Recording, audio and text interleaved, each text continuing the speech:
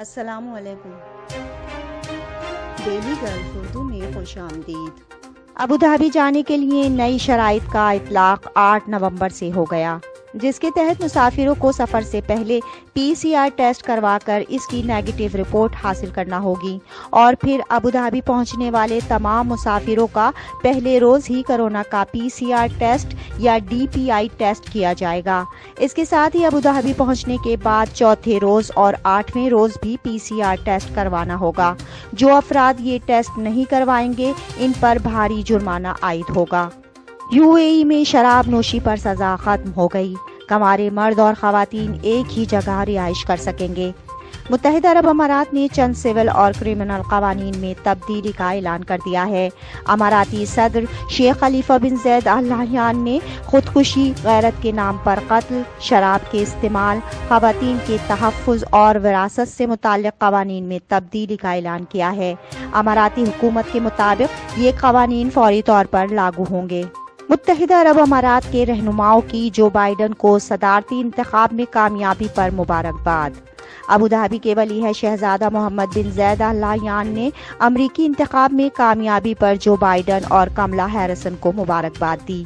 Tweet میں انہوں نے کہا کہ متحدہ عرب امارات اور امریکہ مضبوط تاریخی شراکت کے ساتھ دوست اور اتحادی ہیں، اس شراکت کو مل کر مضبوط بنانے کے منتظر ہیں۔ دبئی میں بزرگ ڈرائیور متعدد بچوں کو جنسی ہراسگی کا نشانہ بناتا رہا۔ پولیس کے مطابق گرفتار کیے گئے 57 سالہ بزرگ کا تعلق سری لنکا سے ہے۔ ملزم کے خلاف ایک اماراتی خاتون نے شکایت درج کرائی تھی، جس کے بعد اسے گرفتار کر کے عدالت میں پیش کیا گیا، جہاں اسے 5 سال قید اور ڈیپورٹ کیے جانے کی سزا سنا دی ہے۔ اماراتی سپریم کورٹ نے منشیات فروشی کے مقدمے کا فیصلہ سنا دیا۔ برطانوی شہری کی موت کی سزا ختم کر دی گئی، جبکہ پاکستانی مجرم کی موت کی سزا برقرار رکھی ہے۔ پاکستانی اور برطانوی مجرم کو دیگر ایرانی افراد کے ساتھ 2 کلو گرام منشیات کے مقدمے میں گرفتار کیا گیا تھا۔ دبئی میں پاکستانی کارکن نے ہم وطن کو بے دردی سے قتل کر دیا اور اس کی لاش جبل علی سے گاڑی میں لاد کر شارجہ کے صحرا میں لے جا کر چھپا دی۔ عدالت نے مرکزی ملزم کو عمر قید کی سزا سنا دی ہے۔ متحدہ عرب امارات میں کرونا وائرس کے نئے کیسز کا اعلان۔